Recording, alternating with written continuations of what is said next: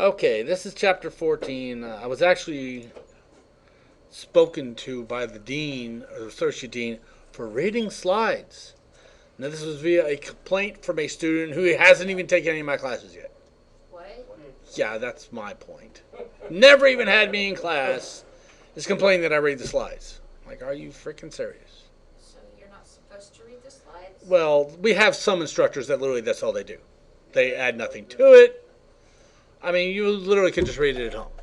I hope I add a few things to my You do. slides. You make it at But least. this guy literally complained to the associate dean that Ken Dewey does nothing but read slides. And we looked, I'm like, dude, you've never even had me in class. How would you know if I just read the slides? So, he's an idiot. But we're going to continue. And based on this chapter, I'm actually going to do a little demo today. But the problem is the demo is going to be on a small laptop. So you're all going to have to come up here and see it. I can't project it on the screen. So Sorry. that means none of your at-home students Don't you have an get to see this. HDMI cord? Actually, I don't think this has an HDMI output even. It does have HDMI. Ooh. Okay, so we might be able, well, no, Yeah, but that this still has wouldn't, got a- that's this still, has got a well, I'm going to demo it on the computer. But on the wireless network, I can only do it on the laptop. But we'll talk about that when we get to there. So, all right, so this is about fingerprinting mobile devices, and the same goes for regular devices as well. So we're going to walk through some of this. I have it partially full screen so we can see some of the other stuff as well. We're going to talk about some different wireless attacks. We're going to talk about fingerprinting. Fingerprinting is really, really an important thing. Obviously, no fingerprinting is of real fingers, but you can do the same with devices. Okay, so is it good or bad? How many of you have watched submarine movies? Anybody? I love Hunt for Red October, Crimson Tide. I just love those movies. You ever notice how they can always tell exactly what the other sub is? Oh, that's the blah blah blah blah blah blah. They do it basically, do the active and passive sonar and stuff, but basically they're fingerprinting them. Each device has a certain signature, and they can look at. The same with computers. Every type of device has a specific signature. Do you ever notice when you go to a website on your mobile phone, it realizes you're on a mobile phone? Yeah, because it's just checking what credentials you're passing to the browser, and it says, oh, this is a mobile. I was in Cozumel, Mexico for about 4 days a couple years ago. It drove me bananas. I bring up Google, and it was in darn Mexican every time. I'm like, I realize I'm connecting from Mexico, but darn it, I want it in English. So it was, but again, that's what's happening. It's getting credentials and what's my browser and where I'm connected and stuff like that, and it just sucked. Oh, that's pissed. But okay, so process of identifying a device on a network or a user behind the device, which sometimes can be done as well. It's very good because they can help determine what's on the network. A couple semesters back, Brad Johnson, our network engineer, head network guy, came walking in the building. He's like, all right, I'm looking for this weird name. This bizarre name. Okay, he's walking around looking. He's somewhere near my office. Because they could tell via the wireless where it was at. And we're like, no, it's not in here, not in here, not in here. Well, it turned out it was in my office. Actually, a student was sitting on the back computer using the wireless, but he had a web server running on it, and the name was weird. That Brad, it kind of, Brad's like, what's that? And so so you can tell a lot of things. You can tell OSs. You can sometimes tell serial numbers. You can tell versions of software that's running. Just all kinds of stuff you can find. And like it says here, it makes a richer user experience. Way back when I ran my ISP, we're talking, I started right around the year 2000. So are any of you alive at 2000? And actually on the internet, a few of you? Okay. What was the internet like in the year 2000? Anyone remember? Slow. We all had dial-up for the most part. So what did our websites have to be? They had to be dial-up friendly. We wanted a website that really didn't have a lot of graphics. I mean, what do we have nowadays? It's like every website has movies and graphics and all this. All the video ads. Yeah, all the video ads, exactly. What would that do to a dial-up connection? It wouldn't work. So we would really, and we actually would develop stuff. When we used to do an internet advertising in my company as well, we would advertise based on what our users are seeing. In other words, They would connect to my website, and I could tell via a program called Web Trends, that's what we used at the time, so many people connected with IE, so many people connected with Firefox, and so on and so forth. And we wanted to make sure our code was compliant with the majority of what people are using. Makes sense.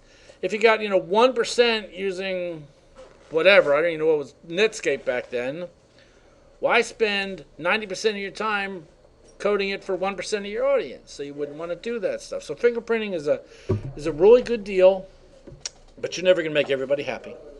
This can also be used by means of aggressively targeting users.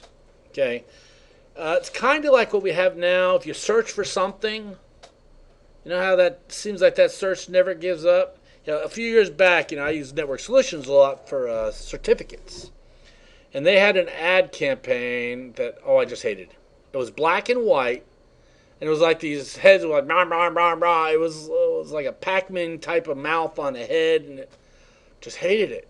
But once you would search for that, and it was in your cookies, you go to these websites, and they would see that cookie, then those are the ads you get.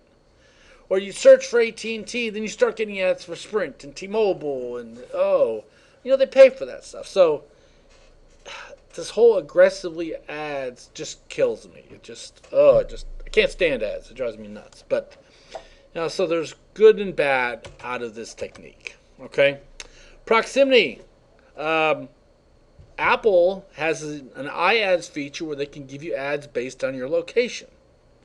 We're going to see that more and more. Anyone ever use Waze? Nobody in here's used Waze. W-A-Z-E.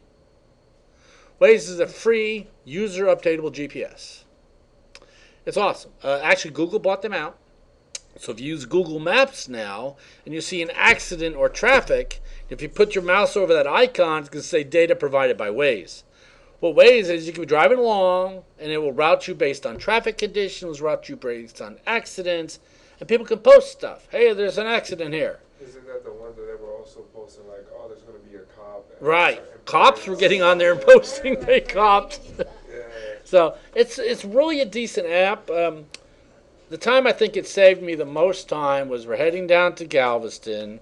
Anyone ever driven through Houston? Yeah, imagine our worst traffic times 50. That's Houston, okay? Well, we're driving down to Houston, and just north of Houston, you can get on I think it's the Sam Houston Tollway. Well, my GPS comes up and says, take the Sam Houston Tollway.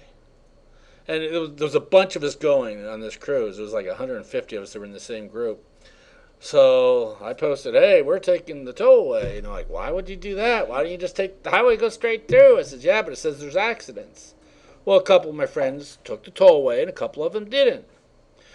We literally got through Houston to our hotel, checked into the hotel, we're eating dinner, and my friend goes, yep, still stuck on I-45 just north of the city because there's a huge tie-up in downtown Houston.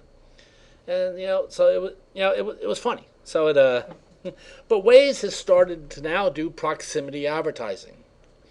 You're driving down the street, hey, we got a Taco Bell over here. Or what's the other one? There was, I think, a Reebok store or something. So companies are saying, as people are driving on the road, why not pop up stuff they might be interested in? So, again, it's good and bad. I kind of like things like that, to an extent. To the point where, if it gets to the point where you can't even see what the heck you're doing on the map and there's so much junk, that's a different story. But proximity is going to be more and more, I have a feeling. Okay. Remote fingerprint is done online as well. Okay. So, network scanning. It says proximity fingerprint typically performed by administrators, so you can actually find out who's connected to your network, who's on it, and you literally could manipulate your content based on what's on there. Okay, there are tools for it, and we could look at a couple of the tools today, and you can also, some of the tools are visual. So I don't think I'm going to show you a visual one today, but there are a few of them out there. It says can reveal ad hoc networks and other unauthorized connections. I'm going to show you that here today as well. You can see reports based on manufacturer. It was funny because a couple of years ago, IT was doing something. I forget what they were doing, and they sent out a message. Hey, we're trying to figure out what type of devices faculty and staff and students are using on the wireless network. Because they were, I don't know, they were working on the gateway or something. So we just brought up Kane, which I'm going to show you today, and started capturing the traffic. And very instantly, we could see exactly which type of devices are on the network. And RT's like, how'd you get that so quick? I'm like, it's not very hard. Again, I'm going to show you how to do that today. And you can go by manufacturer, you can go by OS, you can even go by version updates, which is kind of nice. How do you think Apple knows that 82% of the people have upgraded to version whatever? Because, they can tell when you connect what you're using. Okay? All right.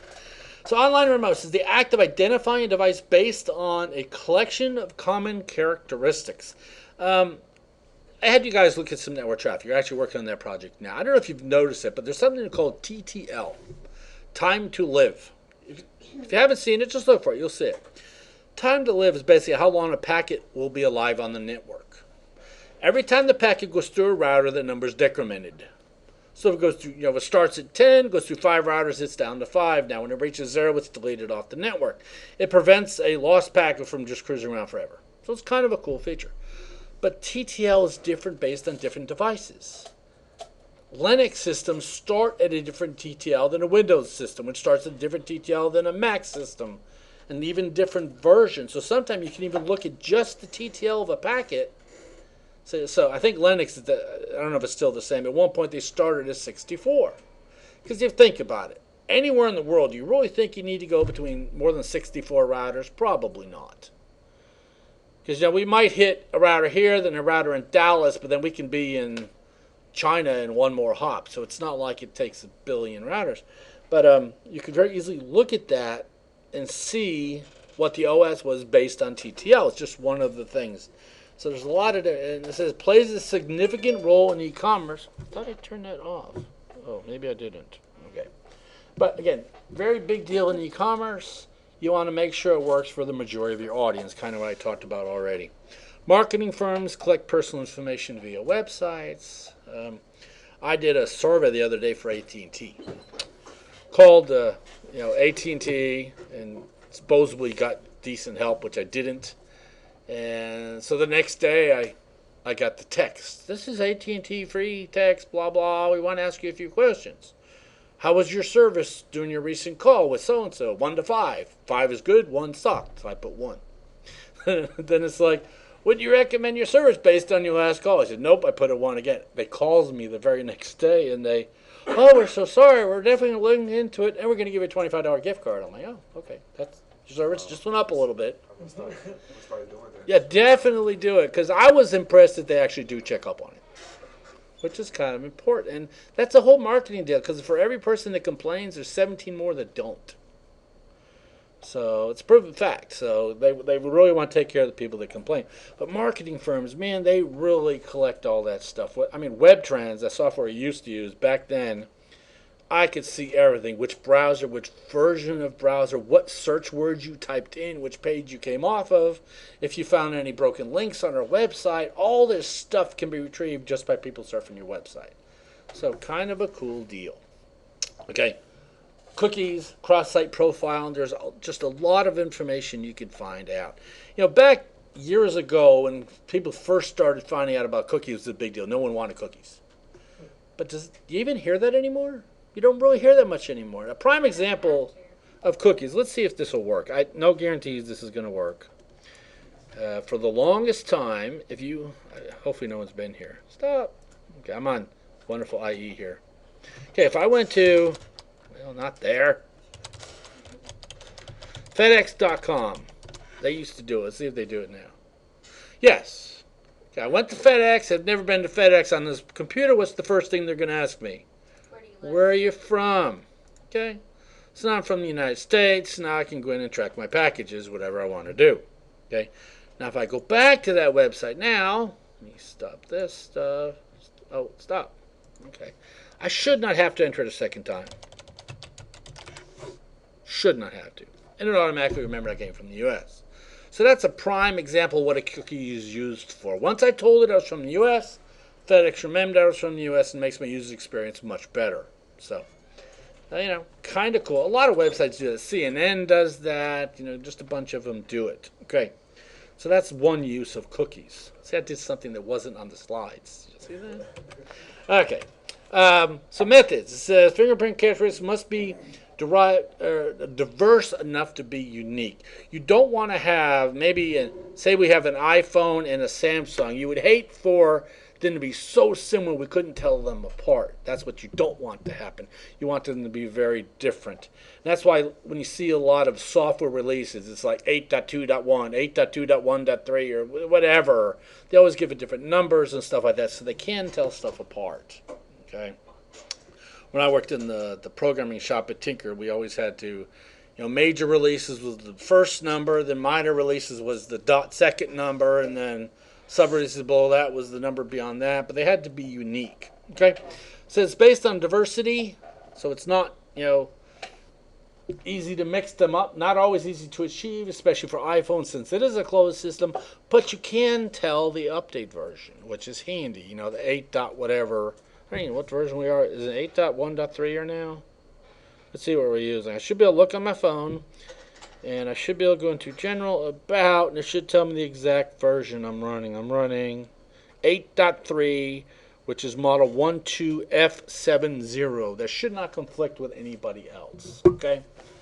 Must also be stable. It says mobile device must also be stable. Fingerprint should not change.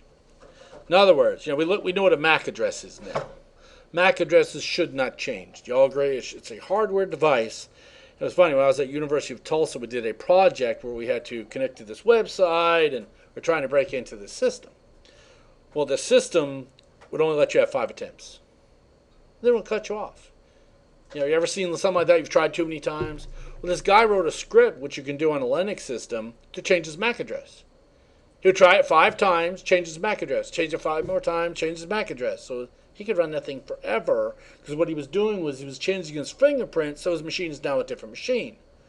So he changed his MAC address, go out and get a new IP address. They think he's a totally new machine, which you'll see today. A lot of it goes by MAC address. And then move on from there. So kind of funny stuff. Passive. It says occurs without querying device. That's the passive stuff you hear on those sub-movies. They're not going to send out the ping. They're just listening. Okay. They haven't come up with a submarine movie in a while. U571 was the last one, wasn't it? I think so. That was awesome. Have you seen the Imitation Game? Wow, amazing. It's out for rent now. Yes, it's amazing. You need to watch that movie. That was, I saw it at AMC 24. It was funny because Angelina Broken, about the Olympic athlete that got captured. Another excellent movie. But Broken, they expected to be huge. Stayed in a really huge theater. Wasn't quite, folks. I actually stayed and watched both. Imitation Game, they had in a smaller theater. Packed every single seat. But that movie, I tell you, rent it, watch it. It's all about the Enigma machine. So if you watch U571 and watch this movie, you can kind of see how they work together there. But a lot of that's covered in the cryptography class. So you really need to watch that movie. If you haven't seen it, it's really, really good. Did you ever see Black Hat? Yes. Okay. Was it great? No. I thought it was okay. Some of that stuff is just so far-fetched. I mean, there's only one guy in the world that can do this, and does it with 3 seconds on a keyboard. It's like Swordfish. Like, the whole thing of them being able to remotely shut off the alarms for the nuclear power plant and everything. All this just to flood a little land. But isn't that also why they're not on any network? Right. So But speaking of that, you're talking about an air-gapped network. Read an article yesterday on the news. Again, I haven't verified this fact, but they were saying that the Chinese have perfected a way of hacking into air-gapped networks. They have for the last 10 years. That's all I read. I didn't go beyond Is it. that what happened to their plant and why it had a nuclear meltdown? Maybe they hacked into their own plant. I don't know. So it's Japan. Where'd the plant die? Whatever. Okay, but Japan. yeah. So, Difference. but if you get a chance to watch Imitation Game, it is very good. You'll start watching it and you'll be glued to the screen. So if you haven't seen it, go watch it. It's really, really good. I feel so bad for that guy. Wow, it was terrible. Okay, so, but no, it was really good. Okay, so passive, we're not actively querying you. We're just kind of looking what data you're putting out. Okay. So analyze the information sent from the device. We can look at HTTP headers, OS parameters, stuff that the client automatically gives out. Okay. And looking at headers, which we've done, stuff like that is easy. Active, now we're actually going to send a ping out. We're actually going to query you. Nmap is a prime candidate. I don't know if we're going to do that today, but you'll definitely, if you're in this program, you'll definitely use it in multiple classes. Nmap actively goes out and queries the device. You go out to, the dash big O, and it basically says, no, I want to know what the heck you are. It'll come back with the make and the model and every bloomin' thing about it, which is kind of nice. And there's another software, which you don't use very much because it's a licensing issue. It's called Nessus, Nessus. If you've never played with Nessus, I recommend you do. You can get a free license for yourself. It's awesome. You can even detect Windows updates, and you can even push updates with it. So kind of another cool tool. So you can play with that. So it says active queries attempt to find serial numbers, other unique characteristics that are diverse and stable. SNMP is an example. They can simple network management protocol. So a lot of different stuff there. Okay. Unique device identification. We need something that's unique to each device. Normally a serial number will work for that. Sometimes it's, well, actually they're going to tell us what it is here in a second, but it says applications create their own identifiers like cookies and stuff like that. Unique serial numbers of the application. There's some applications that do that for licensing. Okay. Parabin, we have 25 licenses. Encase, we have 30 licenses. So they're actually looking how many times certain numbers are being in use. Okay. Actually, Windows does that with their DHCP server. When I worked at Tinker, years and years ago, back then they didn't care what the heck you had on the network, really. But the entire darn network went down. It was crazy. Then it came back up. Then it went down again. It was doing that all day long. When they found out someone was using VMware, built a server over in Building 3001, and manually assigned himself an IP address that was the same as the base gateway. So he'd come up online, people would see him, and they'd start connecting him to get out, and it would be dead. Then his machine would crash, and then basically then you connect to the real gateway and you go on the internet, but then he'd turn it back on again. It was like, it causes such a big issue. Okay. All right, cloud-based networks, that is such a big deal right now. Does everyone realize most stuff's going to the cloud for storage? And heck, half the stuff you guys get from me is off my Dropbox account. So cloud storage is very, very good. Okay, it says user can circumvent by deleting applications somehow, okay, and downloading a new copy. But what they're talking about here is sometimes when you install something, it remembers the serial number. Sometimes it doesn't. Sometimes you can remove it and reinstall it. It was funny, years ago when I'm one of those that kind of has to win, and one of our secretaries back then was on Facebook playing Farmville. Y'all know what I'm talking about. Well, they were playing Farmville. They sent me a request to play, so I had to win, obviously. So I went in and won the game pretty much. But one way you could get Farmville dollars was installing this crap. You'd have to install toolbars and all this stuff. I made a VMware machine, put a snapshot on it. I clicked on every link on Farmville, installed every toolbar, everything. Got all the point. Reboot that machine. It's all gone. Install it again. I had so much money. Everyone was like, how are you doing this? But it literally got to the point where it was like no screen because there was so many search bars and all that crap on there. But farming. Exactly. But it's not always that easy because sometimes they do remember. iOS uses the UDID, unique identifier, and an IMEI. I can't say the darn acronym. All right, Android uses that as well, the IMEI, along with the serial number. Okay. HTTP headers, it says, this creates data sets, then uses information created based on a specific device that doesn't change. That's kind of like our DHCP because it doesn't change for 24 hours. Okay, we're almost done with these and we're going to do a demo. Okay, spyware. Spyware out there can track what you're doing, where you're going, what you're seeing, whatever. A good friend of mine, manager at Lowe's, messaged me yesterday. Here, let me find his text message. And he's the one, if I can't figure something out, he comes up and helps me. But when it's computer-based, he contacts me. He says, I'm having a major difficulty with our computer. When I click on something, it may take 10 to 20 times for something to happen. It's super frustrating, and I do not know what to do. Any ideas? So how would you answer him? Based on this topic here. Run a scan. Run a scan. I told him install Malwarebytes. If you've never used Malwarebytes, it's malwarebytes.org. It's free software. I said, install Malwarebytes. That should help clean it up. He says, okay, great, I'll do that. Then I told him you use the free version, it's fine. Then his response is, wow, that helped. Thank you so much. Get spyware. They're like spyware blaster and Yeah, there's, search and I mean, destroy Spybot, search and destroy. There's a ton of them, but people don't know that stuff. So what he had was a bunch of crap, bunch of malware on his machine, and it changes every day. Terry Byers, a friend of his, got one the other day, and he was reading, what they were seeing on the screen. I said, man, that looks so legit, but it wasn't. It was a piece of malware. So they're always changing them. Okay. It says most prevalent and annoying is potentially unwanted applications. That's the super registry cleaner and all that other crap that gets installed on there. It's crazy. Okay. They consume battery, they consume bandwidth, they track your information, and they give you more ads based on it. They track you based on GPS. Okay. All right. Spy software, normally used by parents, employers. I installed it for a client of mine. They wanted it. They paid for it. We installed it. And it did screenshots every, 15 seconds. Kept track of everything everywhere they went. And it was funny, one of their great employees, his desk was kind of catty corner, so when you walk into the office, you can't see his computer. But he was always clicking on something.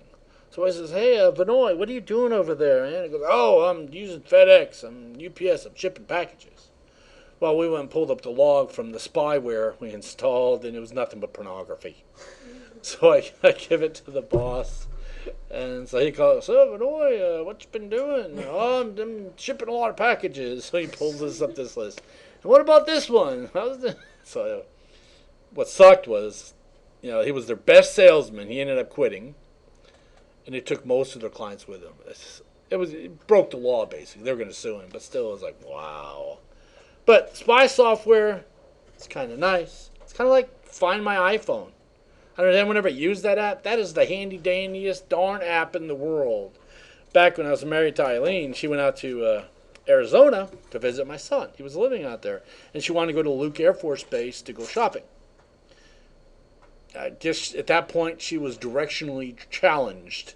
And Micah had never been to Luke. She had never been. So they're driving. They can't find the darn thing. So they call me. So I said, okay, stop. Park somewhere. I queried, find my iPhone, found out where she was. I'm like, okay, go 2 miles down. So she go a while, then she stopped. Okay, now where am I? And I just pull up Google Maps, find my iPhone, and then see exactly where she was, and I direct her all the way. But there's software that does a lot more than that, okay? Says it's legal under certain condition. Says the person or entity installing the software and viewing the information must own or have authority over the target. So, do you think Rose State could install something like that on my computer? Probably. They could, because they own the computers. It's their network. I'm working for them, so they could. It says the person or entity installing the software and viewing the information must also inform any adult using it. So they need to say, hey, you know what? We have the authority, capability, and maybe you're watching what you're doing at work. So they would have to do that as well. Okay? All right. Spy cell, Stingray says the spy cell imitates a cell tower. There was actually, I think about 2 lectures ago, I actually put a couple movies in there about some fake cell towers. That seems to be a big issue all of a sudden. Fake cell towers are appearing. People are connecting to them. They're getting all kinds of information. A fake tower used to intercept and perform man-in-the-middle attacks on mobile networks. But wouldn't also, connecting your phone to the Bluetooth thing on your rental cars and crap also be something like that? Yeah, yes it would. Yes it will. Because technically they wouldn't even have to pull the hard drive. They can just install something onto the hard drive to send the information Right there. wherever they want. Yes, they could. But it's crazy what's happening. This is a really, really big deal right now. Okay, that's the end of that chapter. Now, I'm going to install a piece of software on this machine. Then we're going to do it I don't know how the people at home aren't going to be able to watch the demo on the computer, but we're going to see it on this software first. But This, it's safe to install onto the school computer. sure. Okay, this is. I went to this website, oxid.it. Okay, and the project is called Cane Enable. It's right here. It's free. It's the most amazing tool. I just already downloaded this right here. When you go to download it, it's going to warn you, hey, this is a malicious piece of software. Well, it's not. Isn't this on our virtual machines too? Yeah, it's on your virtual machines, yes. So I'm going to install this just so you can see what it does. So yes, yes, yes. Go ahead and install it. Yes, yeah, whatever. Keep going. And it's going to want to install something called a PCAP driver, which I already have installed. So I'm not going to install it again. All right. Now, it's in. Now, here's Cane. Let me show you just quickly what it does. You know software is bad when you oh, they fixed it. For the longest time, when you minimize it, actually took the icon off the toolbar. So you couldn't even see it there. But what Cane does, it can capture passwords. This is what I do man-in-the-middle attacks with. There's a lot of stuff you can do on it. You can query your network. You can sniff the network. You can break passwords, all kinds of stuff. So I'm going to bring on the sniffer here. But to get this to work, you need this little icon here. See this little, looks like a network card. You turn that on. Then it's going to say, okay, which network do you want to listen on? I want to listen on that one because that's the one I got an IP address with. Okay? So, did it go on? So it Okay. don't throw up red flags to the IPs. This is in our secured network. Oh, This is on a totally separate network. Yeah, don't run this on your work network. Don't do that. But this is literally on our CyberLab network. That's why I'm running it in here. Now I'm going to click this right here. This is the plus. So I'm going to tell it, okay, I want to look at all the hosts in my subnet. I'm going to change it to 40 just because I know that's where they are. I'm going to do like 40 to 50. Okay. What it's doing now is it's querying that network, and every host it can find, it's pulling it down. That's all the machines on the network. Look at that. Isn't that amazing? And you can sort by the fingerprint, mostly Dell and VMware systems. Hold on, let me see what the IP range is of the. Won't be able to see it in here. Darn it. I'm too far away to see the CyberLab network. But you should be able to see, if there was any mobile devices connected, you would see them here as well. You could click on them and you could resolve host names. It'll even tell you that this IP address 10.10.40.5 is actually BS220-Lab10's machine. Okay, so it's kind of cool what it can do. It can do a lot, and then that's just the sniffer. Okay. Sometimes you can look at the network, and then you can again all this sniffer has to be activated for this to work. Then you can dump the network here. Then what was 10. Let's do 10.10.254.254, and it should. Well, actually, that's the router. So that won't do it either. Okay, that one's not going to work. But sometimes you can click on the Microsoft list. Actually, but it's not. That's a router, so you're not going to see anything. I can't clear myself. But really, the ones that are important is this here: the sniffer tool, the cracker tool. Let me explain what this one does. Since I am sniffing the network, you can see it's turned on right here. If someone was to do something, actually, is FTP on this list? Anyone see FTP? I don't see it. Let's go back to sniffer. I'm going to go down here to passwords. This one will do it. Okay. So I'm still on this sniffer tool, but at the bottom I can see hosts. I can see art poisoning, which is like man-in-the-middle stuff. I can see different routing tables, and I can also see passwords. Oh, wow. There's a lot of usernames out there. Okay. I'm going to log in here to an FTP. Okay. ftp.nai.com. No. nai.com. This will be anonymous and ken@here.com. There you go. I'm logged into this FTP site. It's just where you can get, whatever, updates for your antivirus. Okay? Just by logging in there, if I click here, you'll actually see this client connected to this server. There's the username and there's the password. So if you were running this thing at an IHOP with your mobile device, someone logged into an FTP, you'd get it. Same with HTTP, same with SMB, which is a server message block. That's just user credentials internal here. But, ICQ, POP3, if someone's using POP3 without SSL, it'd show up there. So kind of a cool tool. You see, I just logged into the FTP and it automatically got it. So, again, very dangerous tool. You can also do voice over IP. What's really nice about this is like down in my office, I have my phone and then my computer's connected to the phone. This will automatically capture all my phone calls and save them to MP3 files. Automatically. If you're on Wi-Fi, is that? If you were on the same network with it. See, my phone's plugged into a cable, so it wouldn't work. But if someone's using wireless Wi-Fi, possibly. I don't know that for sure. Okay, but let's go back to host here. So Cracker, again, you can also use it to break other passwords. Traceroute, you can find out how to get to somewhere. Wireless, this is the one I can't show you on this because we're not on wireless. But what you do on wireless is you can pick whatever wireless device you have on your machine and click, active scan. And what it'll do is it'll show you all the SSIDs, all the vendors, all the signal strength, and everything. Again, I can't show you this because this is not wireless. But if we had it, we would be able to see it. So if you got a laptop, try this. It's kind of cool. Okay. You can also query SQL type stuff. But the cool stuff to look at, again, is the sniffer. Okay. Because you can see the hosts. Go home and just turn this on. And use your computer for a while. And just watch what this captures. And again, this is HTTP, not HTTPS. So it's not going to get your secure passwords.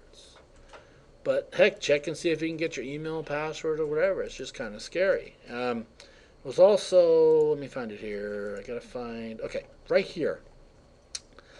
Under decoders, you can see protected storage. That's normally, on your machine. I'm going to dump out the storage again. It shouldn't find much of anything on this machine. Come on. Okay. Yeah, I really didn't find anything. But if there was some password stored, like IE 7, 8, or 9, oh, there's his login for his live account. I guess he didn't enter his password. Windows Mail passwords. If they were in here, you could see them. Okay, you shouldn't find much on this PC. Okay, but my son, and the funny thing, even if they clear cookies, sometimes they're still in here. My son would do stuff on the computer he wasn't supposed to do. So I go in here to decoders and I dump his passwords and his protected storage. I can see every website I went to, every username and password he used. He's like, how are you finding that? Kids really must hate you. Yeah, they weren't the most, they weren't Did you fans. just pull the whole good cop, bad cop Ah, kind of thing, sometimes. waiting for them to come clean about it? Or No, I usually let them know that I know. It's like, trust me, I know what you did. Yes. So what if you have an IDS on your network? Is something like this on your laptop gonna? It will most likely trigger your IDS. The reason is, this puts your machine in what's called a promiscuous mode. Means it listens for everything on the network. Okay. See, I have an IDS, and that's why I wondered. Yeah, it'll probably see it now, Don't set but it off. we're currently we're on a machine that's plugged in. So it's really only listening to traffic on my wire. If you guys did something on your PCs plugged in over there, I wouldn't be able to see it. Wireless is a whole different story. Wireless, we can pick up a lot of other stuff, which we're going to see here in a second. So Okay. if you were on a wireless network and you was running this, like you said at IHOP, and somebody all of a sudden logs into their bank account, would you be able to see that? The bank account should be secured with SSL. Should be. It should have the lock. If I was to go to my bank over here, let's see. Now, this is my bank. If I'm going to go here to my bank, you'll notice there's a lock at the top. That's HTTPS. It would not be able to capture it, which is good. But there's a lot of places that are not secure. Okay, like F2P sites, some websites that people log into that aren't secure. So, yeah. Humanoid and Yeah, things there's like just that. quite a few. But just look at different things. Maybe they have PPP, point-to-point protocol over Ethernet.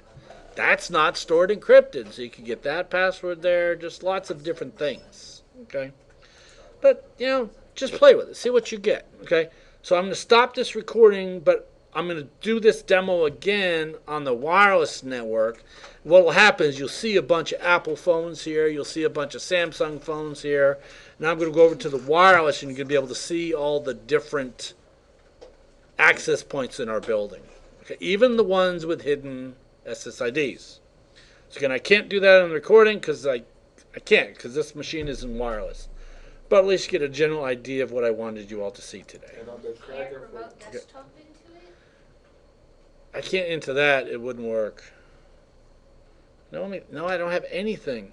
See, Roy wasn't here earlier. I was going to ask him if he had a wireless antenna we could just plug into this laptop or into this desktop. I just don't have one. I know if you've got Yeah, we're just going to do with that. They can get a general idea of what it is. plug right into that. Yeah, but they can do it at home. if I plug this laptop into that switch, it's no longer wireless.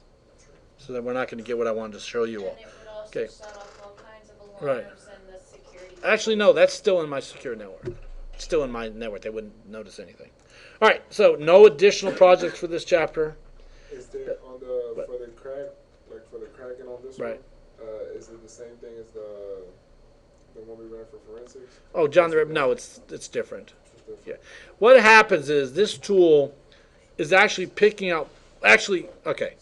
If you're in pen testing right now, yes, this is the same tool you're going to use to break passwords. It's based on dictionary and some hybrid attacks. Actually, you know, that's a good question. Let me go in there real quick.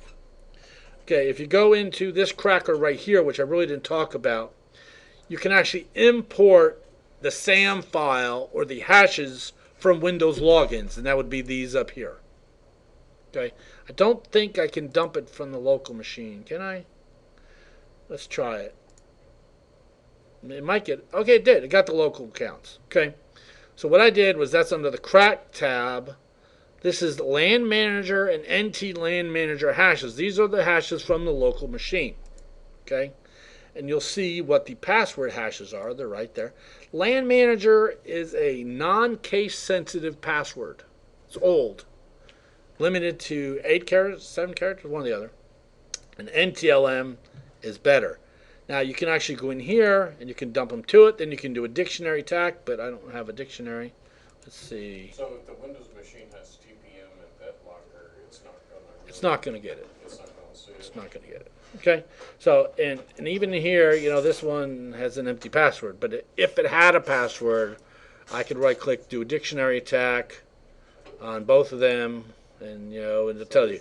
This is You know, like all GUI based, so you can just. Oh, yeah. Boom, boom. It's all GUI based. And you're doing this for the other class. So then you click start. Obviously, there's none to break. But if there was one to break, it'd say, 1 of 20 broken or whatever, and give you an estimate how long it'll take. So, yeah, you can do all kinds, and you can actually import other types. And where it has the X, what does that mean? The X on it. X, that means the account's disabled. It's just, yeah, it's most likely disabled. Yeah, this machine's screwed up. We really need to reload it. A prior person working here screwed them up, and it's got an issue.